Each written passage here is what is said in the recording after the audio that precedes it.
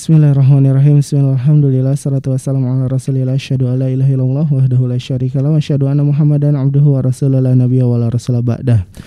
Amma ba'd, para pendengar saudaraku seiman seakidah yang Allah muliakan, alhamdulillah kembali kami bisa berjumpa di 95 FM Radio SKN Al Bayan, menebar keagungan Asmaul Husna yang dipancarluaskan dari Kampung Pasir Hapa, Desa Sirnagali, Kecamatan Cilaku, Kabupaten Cianjur, 50 meter belakang Terminal Pasir Haya. Masyaallah, di pagi yang berbahagia hari ini, hari Kamis tanggal 16 Juli 2020, atau yang bertepatan dengan tanggal 24 di bulan Zulqa'dah 1441 Hijriah. Di studio kami menunjukkan pukul 8:20.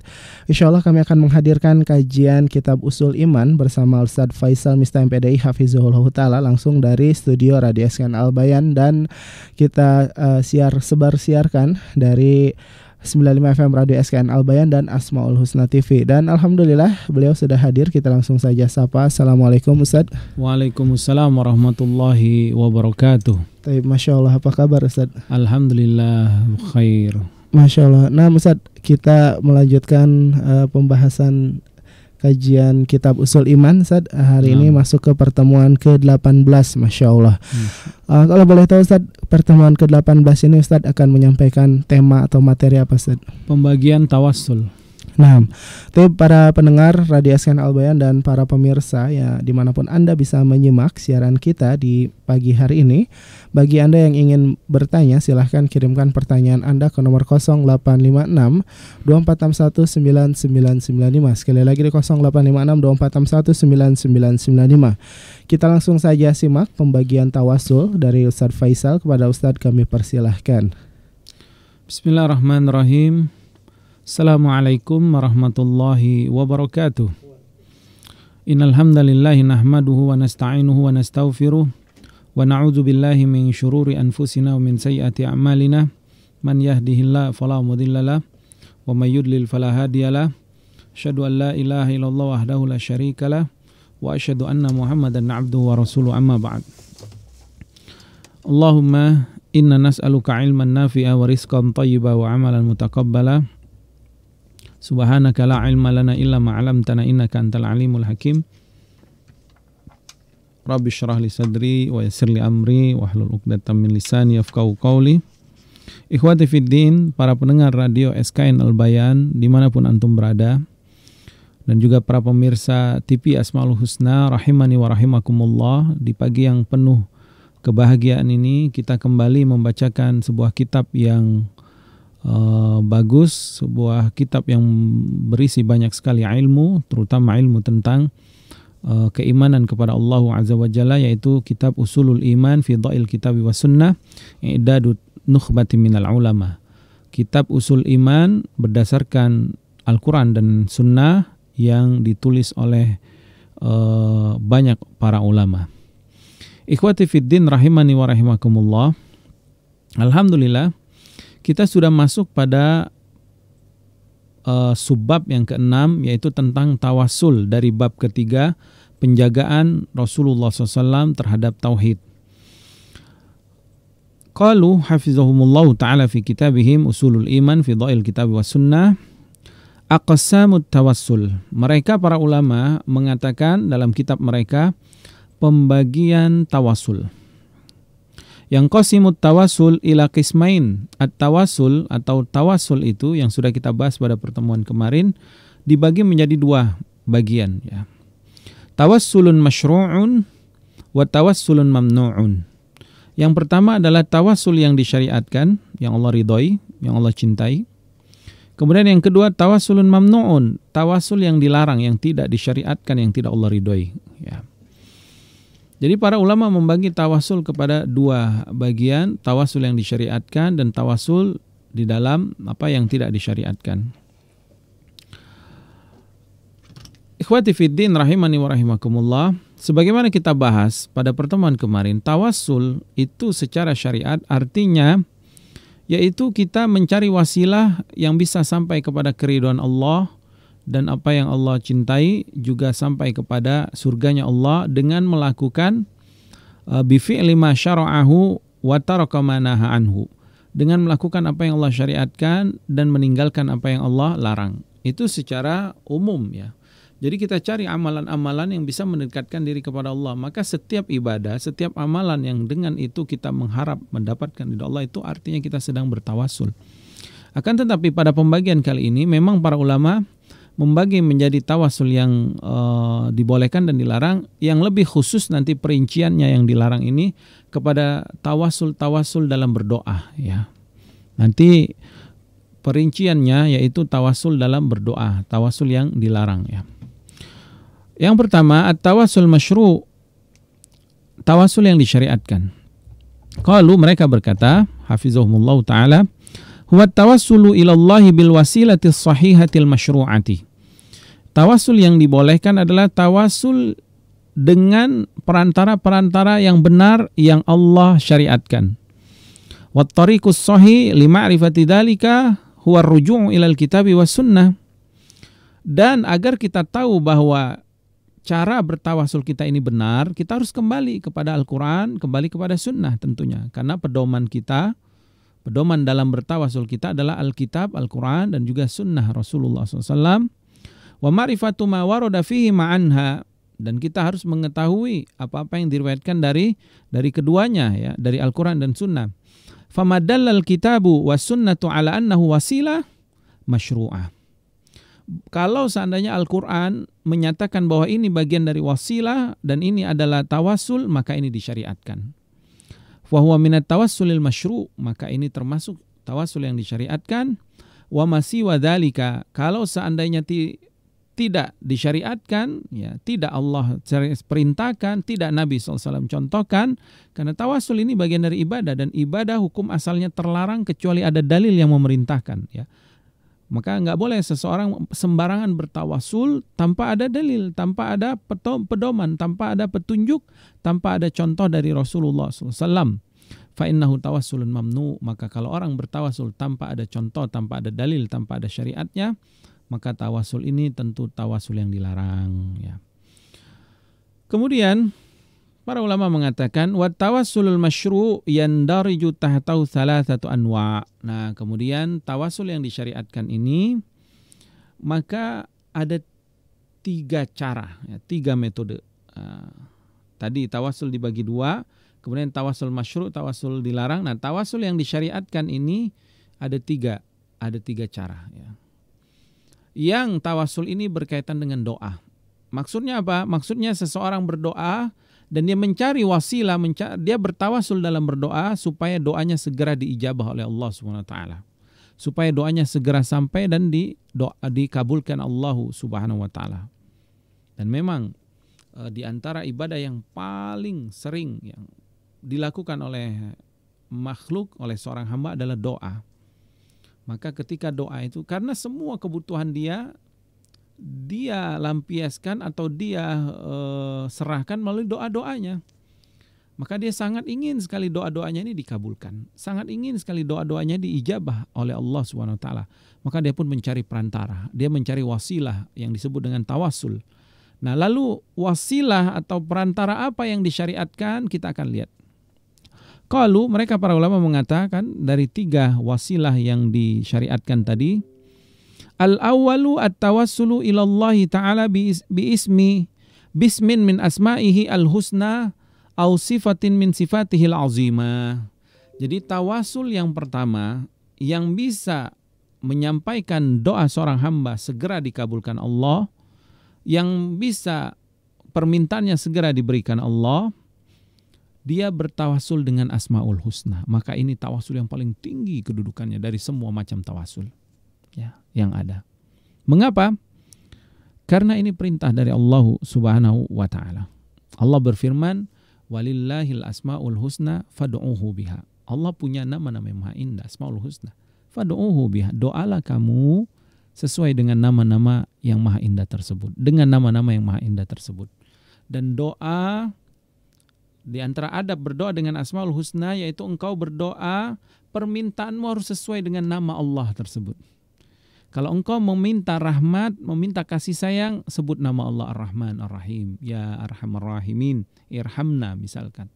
Kalau engkau meminta rezeki, sebut nama Allah yang berkaitan dengan rezeki tersebut, yaitu Ar-Razzaq. Innaka anta khairur razikin, urzukna ya Razzaq. Ya Allah, Engkau Maha Pemberi rezeki, urzuqna innaka anta khairur razikin. Engkau sebaik-baik pemberi rezeki. Kalau kita bertaubat, memohon ampun kepada Allah, sebut nama Allah Al-Ghafur, At-Tawwab, Al-Afu. Ya Tawwab misalkan, tubna. Atau Astaghfirullah, ya Ghafur, ya Rahim, faghfir lana. Atau innaka anta afun tuhibbul afwa fa'fu anna. Ya. Doa-doa sesuai dengan permintaan kita dan sesuai dengan nama-nama Allah, ya. Qalu kan yakulul muslimin fi du'aihi, ya seperti doa seorang muslim, Allahumma inni as'aluka bi annaka ar-Rahman ar-Rahim an tu'afiyani. Ya Allah, aku meminta kepadamu dan Engkau adalah Allah ar-Rahman ar-Rahim, maka maafkanlah aku ya Allah. Atau seorang hamba mengatakan, as'aluka bi rahmatika allati wasi'at kulla syai'in an taghfirali wa tarhamni. Ya Allah, aku meminta dengan rahmatmu ya Allah, melalui rahmatmu. Lihat, dia bertawassul dengan sifat Allah. Boleh.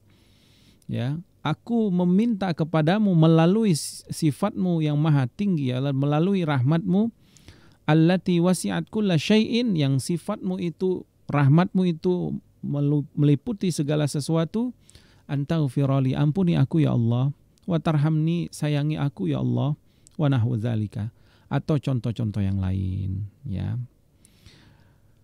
Dan dalil yang kita sebutkan ini adalah dalil dari Al-Qur'an, ya. Allah berfirman tadi, walillahil asmaul husna fad'uhu biha, atau Allah berfirman, qul ud'ullaha aw ud'ur rahman ayyamam tad'u falahul asmaul husna.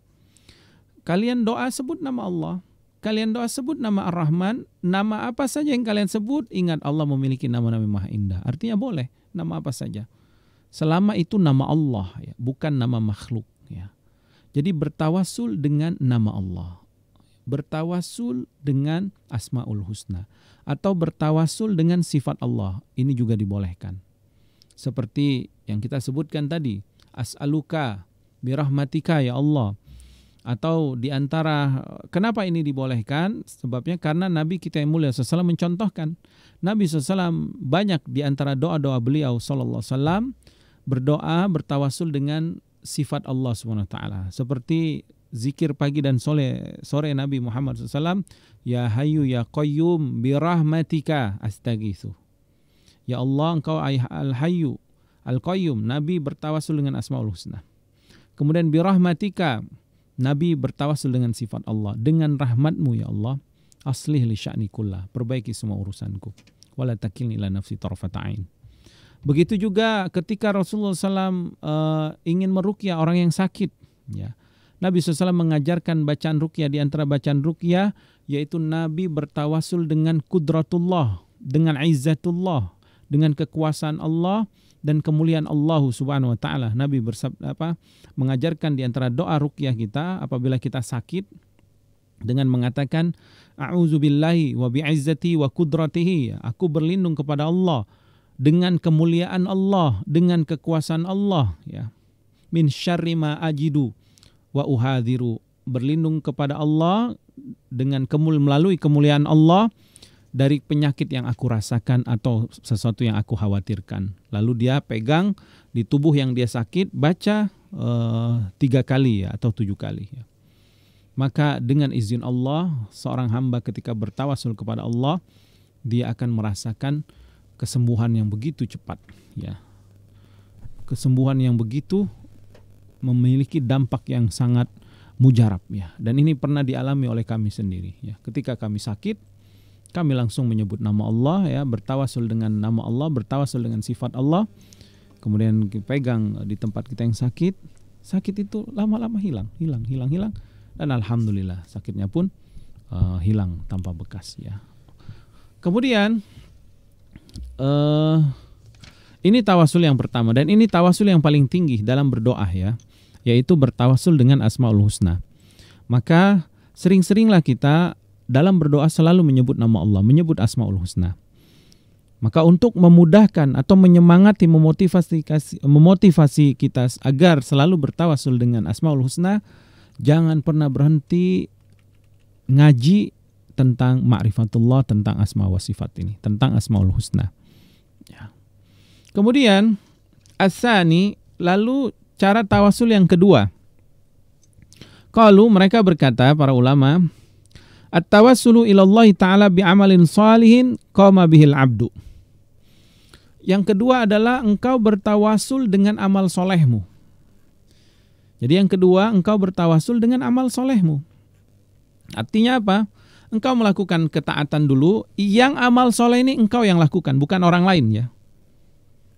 Ya, misalkan supaya hajahmu dikabulkan Allah, supaya keinginanmu hajah dan keinginanmu dikabulkan Allah Subhanahu wa taala, engkau pun langsung beramal soleh. Maka ini disyariatkan. Misalkan langsung sholat sunnah mutlak misalkan, atau sholat sunnah duha, atau qiyamul lail, engkau sholat dan engkau berdoa, maka ini disyariatkan ya. Atau sedekah, bertawasul dengan sedekahmu, atau amalan-amalan yang lain, yang amal soleh itu engkau ikhlaskan, niatkan beribadah kepada Allah. Dengan amalan itu lalu engkau berdoa kepada Allah Azza wa Jalla, maka ini disyariatkan. Ini tawasul yang masyru', yang disyariatkan, yang sangat dianjurkan bahkan ya. Kan yakulu, seperti seseorang mengatakan, kata para ulama, Allahumma bi'imani bika wa mahabbati laka wa tiba'i li rasulika ighfirli. Ya Allah, aku sudah beriman kepadamu ya Allah. Ya Allah, aku sudah sangat mencintaimu ya Allah. Ya Allah, aku sudah mengikuti Rasulmu sallallahu alaihi wasallam. Ighfirli, karena itu ampuni aku ya Allah. Lihat, kita memohon ampunan, sebelumnya kita sebutkan dulu amal-amalan soleh kita. Ya, sebagai bentuk tawasul kita kepada Allah Azza wa Jalla. Au yaqul, atau seorang mengatakan, Allahumma inni amalan salihah zabalin qama bihi. Allahumma inni as'aluka bihubbi li nabiyyika Muhammad SAW wa imani bihi an tufarrija anni. Ya Allah, inni as'aluka, aku memintamu kepada ya Allah, melalui kecintaanku kepada Rasulullah SAW. Lihat, mahabbah Rasul SAW itu ibadah ya. Itu amalan saleh. Wa imani bihi, dan aku beriman kepada Rasul Muhammad SAW. Ya Allah, antu farrija'ani, ya Allah, hilangkan semua kesulitanku ini ya. Maka ini juga dibolehkan. Atau seorang hamba an yazkurad da'i amalan salihah, yang orang berdoa tadi dia sebutin amalan soleh dia. Zabali qama bihi, yaitu amalan soleh yang dia lakukan sendiri tentunya ya. Fayatawassalu bihi ila rabbi, lalu dia bertawasul kepada Allah melalui amalan dia ini. Dalilnya mana? Ya, kita akan lihat ya, banyak sekali dalil-dalil dibolehkannya bertawasul dengan amalan soleh kita ya. Di antaranya firman Allah Subhanahu wa taala surat Al-Imran ayat ke-16. Allah berfirman, alladzina yaquluna rabbana innana amanna faghfir lana dzunubana wa qina azabannar. Dan orang-orang yang berfirman, orang-orang yang berdoa, dia mengatakan Rabbana innana amanna. Lihat, mereka menyebutkan amalan soleh mereka, beriman. Ya Allah, kami sudah beriman ya Allah. Ini amalan mereka. Faghfir lana dzunubana wa qina azabannar. Maka ampuni dosa kami, lindungi kami dari api neraka. Lihat, baru mereka memohon kepada Allah, meminta ampunan dan meminta dijauhi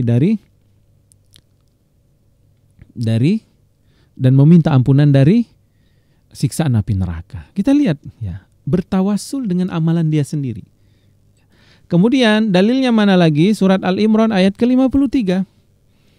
Allah berfirman, Rabbana amanna bima anzalta wattaba'na ar-rasul faktubna ma'asy syahidin.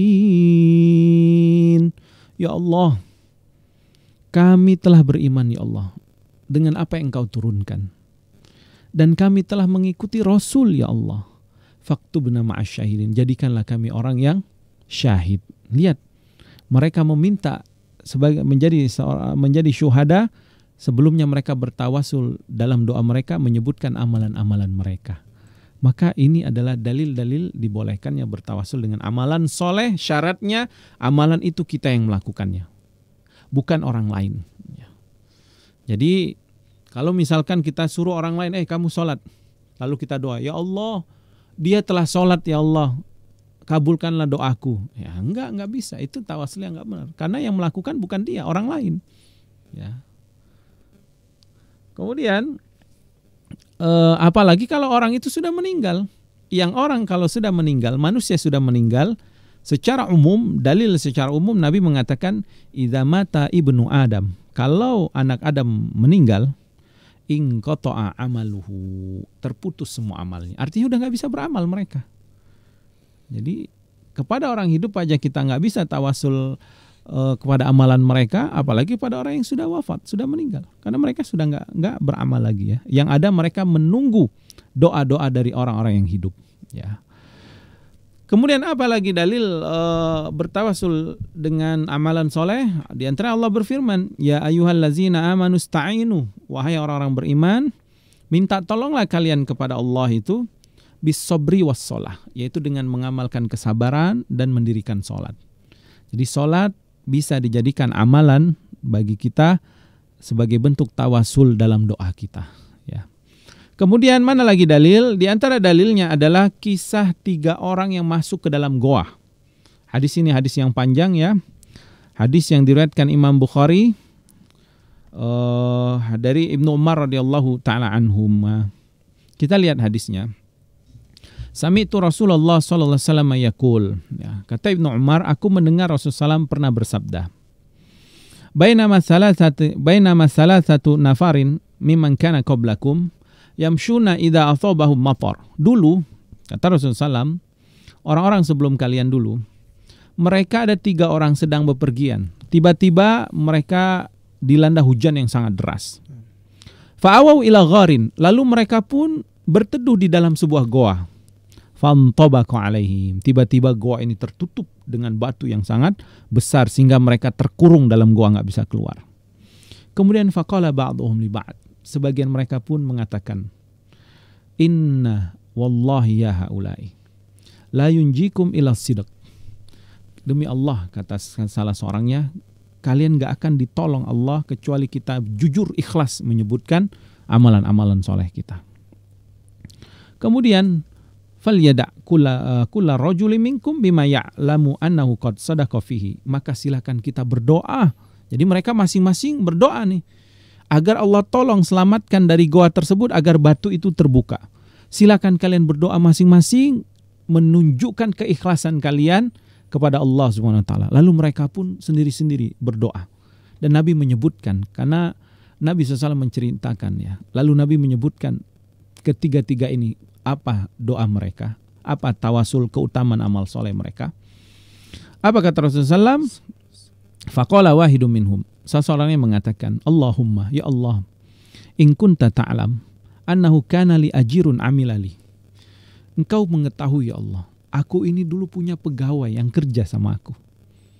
Tiba-tiba sebelum aku memberikan upah, fazahaba wa tarakah, dia pergi aja. Upahnya belum dikasih.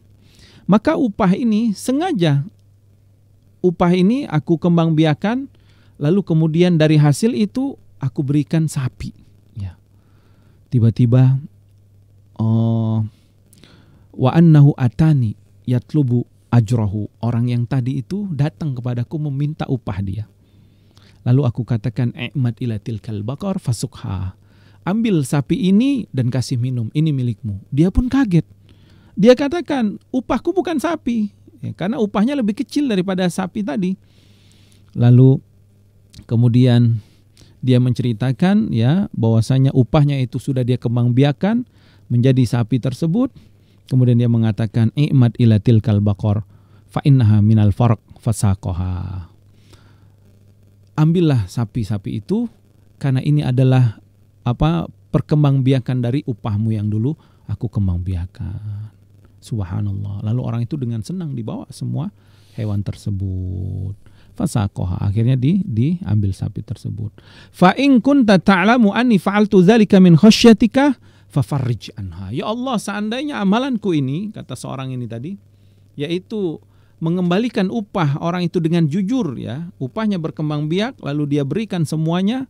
Kalau ini aku lakukan karena aku takut tidak amanah, aku takut mengambil hak orang lain karena takut kepadamu ya Allah, maka tolonglah kami, bukalah batu di gua ini. Subhanallah, tiba-tiba apa? Fansakhat anhumus sakhra. Tiba-tiba batu itu bergeser. Tetapi mereka belum bisa keluar, ya. Faqala al-akhar, orang yang kedua pun doa, Allahumma, ya Allah, in kunta ta'lamu annahu kana li abawain syaikhain kabiran. Engkau mengetahui ya Allah, aku punya dua orang tua yang sudah sangat tua renta. Wa kuntu atihima kullal lailatin bil labadin ghanamin li, dan aku selalu setiap malam mendatangi mereka, memberikan minum susu kepada mereka dari ternakku. Jadi setiap malam sebelum dia pulang ke keluarganya, dia datangi dulu orang tuanya, dikasih minum air susu, ya. Fa abta'tu alaihim laila, tiba-tiba satu malam aku telat, ya. Faji'tu, aku datang, wa qad raqada, mereka berdua sudah tidur. Wa ahli wa ayali yatadaghuna minal ju', padahal anak dan istriku mereka menahan lapar, nunggu kedatanganku. Tetapi apa yang dilakukan orang ini? Fakuntu la asqaihim hatta yashraba abawai. Aku enggak memberi minum anak-anakku, istriku, sebelum aku memberi makan atau minuman orang tuaku ini. Fakarihtu an uqidhahuma, tapi aku takut, aku enggak suka membangunkan mereka yang sedang terlelap, ya. Wa karihtu an ada'ahuma fayastakan li syarabtuhuma, tapi aku juga enggak mau membiarkan mereka, takutnya kalau terlalu lama tidur nanti mereka kelaparan, ya. Falam adal anzuru hatta tala'al fajr, maka aku tunggu orang tuaku bangun sampai datangnya waktu fajar, waktu subuh. Fa in kunta ta'lamu anni fa'altu dzalika min khasyatik fafarrij anna. Ya Allah, seandainya engkau mengetahui amalanku ini adalah amalan yang ikhlas karena aku takut durhaka kepada orang tuaku, aku takut kalau durhaka kepada orang tua engkau akan murka ya Allah, maka dengan amalan ini bukakanlah pintu gua ini, tolonglah aku, tolonglah kami. Tiba-tiba fansakhat anhumus sakhra, goanya pun akhirnya terbuka, tapi mereka belum bisa keluar. Faqala akhar, yang ketiga lalu pun berdoa, ya. Allahumma, ya Allah, in kunta ta'lamu annahu kanat li ibnah ammi min ahabbin nasi ilayya. Engkau tahu ya Allah, dulu aku memiliki sepupu perempuan, anak pamanku, sepupuku, yang dia ini wanita yang paling aku cintai. Jadi dia sangat mencintai sepupunya ini, ya, wanita ini. Wa ini ra'audathuma, dan aku pengen banget deket sama dia, an nafsiha, ya, pengen banget mencumbui dia, ya, pengen berbuat mesum sama dia, ya. Fa'abat, dia pun menolak terus, dia selalu dirayu, selalu diajak, dan dia selalu menolak. Wanita ini nggak suka. Illa an atiha bimi'at dinar, tiba-tiba dia setuju tapi dengan syarat siapkan uang 100 dinar. Subhanallah, uang 100 dinar banyak. 100 dinar itu banyak, ya. Kalau sekarang ya miliaran, ya. Jadi dia pun akhirnya berusaha mencari uang 100 dinar. Karena sangat cintanya dia, pengen memuaskan syahwatnya, nafsunya kepada sepupunya ini, dia cari 100 dinar. Tiba-tiba terkumpullah 100 dinar. Fatalabtuha hatta qudirtu, aku pun meminta kepada sepupuku ini yang aku cintai ini, tunggu ya sampai aku punya 100 dinar. Fa'ataituha biha fadafa'tuha, tiba-tiba aku punya 100 dinar, saat inilah hari berbahagiaku, katanya. Aku pun datangi dia, lalu aku berikan nih 100 dinar. Fa'amkanatni min nafsiha, aku pun akhirnya berkuasa atas dia. Ya, sudah di dalam kamar, sudah berkuasa. Falamma qa'adtu baina rijlaiha, dan tiba-tiba aku pun sudah duduk di atas kedua kakinya. Ya, sudah siap dia mau berzina. Apa kata wanita ini? Ittaqillah wala tafuddal khatima illa bihaqqi. Bertakwalah engkau kepada Allah, wahai saudaraku, dan tidak berhak engkau membuka cincin kecuali kalau sudah halal. Apa maksud perkataan wanita ini? Engkau nggak boleh menyetubuhi aku kecuali engkau sudah menikahi aku. Mendengar itu dia langsung kaget, laki-laki ini. Fakumtu wa taraktul mi'ata dinar. Aku pun langsung segera berdiri dan aku tinggalkan dia. Aku tinggalkan 100 dinar yang aku berikan. Fa in kunta ta'lamu anni fa'altu dzalika min khasyyatika fafarrij anna. Ya Allah, seandainya perbuatanku ini takut dari berbuat zina, ini adalah perbuatan ikhlasku, takut kepadamu, fafarij anna, maka bukakanlah, selamatkanlah, tolonglah kami ya Allah dari kesulitan ini, dari goa ini. Fafarrajallahu anhum fakharaju, maka akhirnya Allah bukakan batu itu, akhirnya mereka pun bisa keluar dari goa dengan selamat. Subhanallah. Hadis ini diriwayatkan Imam Bukhari ya, hadis yang sahih. Jadi ikhwati fiddin, boleh kita bertawasul dengan amal soleh. Seperti 3 orang yang terjebak dalam gua yang Nabi sebutkan. Mereka memohon pertolongan agar dibukakan gua, agar mereka diselamatkan dari gua tersebut. Setiap masing-masing mereka menyebutkan amalan yang paling ikhlas yang orang lain gak tahu. Amalan mereka ini gak ada yang tahu. Tetapi Rasulullah SAW, Allah SWT mengabarkan kepada Rasulullah SAW tentang doa mereka, amalan mereka. Sebagai ibrah, pelajaran buat kita. Sehingga Allah beritakan kepada kita kisah mereka. Bahwa ada loh orang-orang yang seperti itu. Ada orang yang amanah, benar-benar amanah. Ini diantaranya keutamaan 3 amalan ini ya, amanah. Dia benar-benar gak mau mengambil hak orang lain walaupun 1 rupiah. Ya. Yang kedua, dia sangat berbakti sama orang tua, bahkan anak istrinya. Dia nomor 2-kan dalam pemberian nafkah. Pemberian nafkah pertama orang tuanya. Subhanallah, sangat berbakti. Sampai dia gak mau mengganggu ibunya, ayah ibunya yang sedang tidur. Yang ketiga, amalan yang sangat mulia, menjaga kemuliaan, kehormatan, menjaga diri dari perbuatan keji, dari perbuatan zina, ya. Nauzubillahi min dzalik. Maka dengan amalan yang mulia ini, mereka pun ditolong Allah Subhanahu wa taala dengan tawasul yang mereka lakukan. Jadi tawasul yang ketiga ini adalah tawasul, yang kedua ini adalah tawasul dengan amalan saleh. Baik ikhwati fiddin rahimani wa rahimakumullah.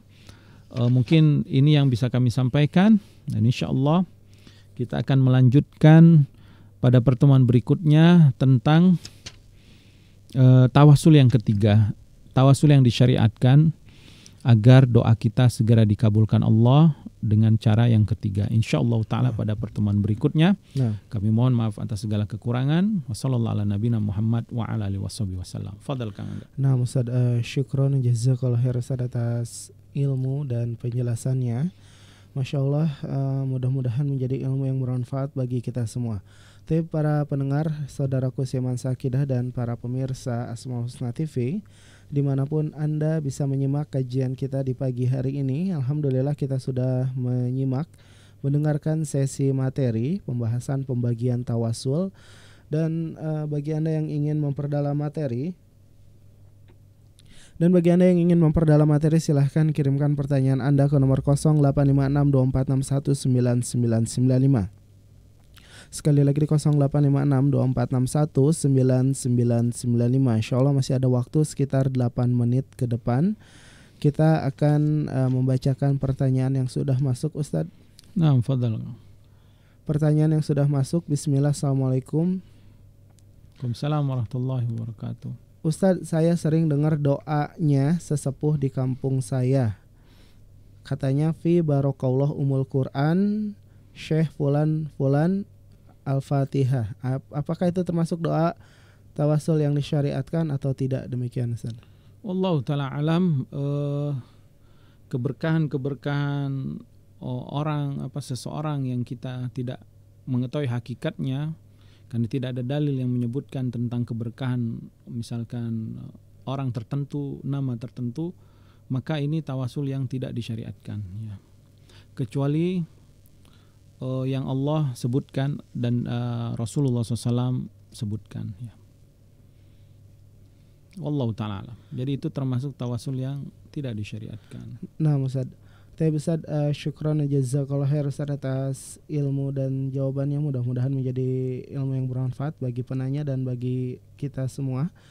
Kembali kami mengundang Anda para pendengar untuk bertanya. Silahkan kirimkan pertanyaan Anda ke nomor 085624619995.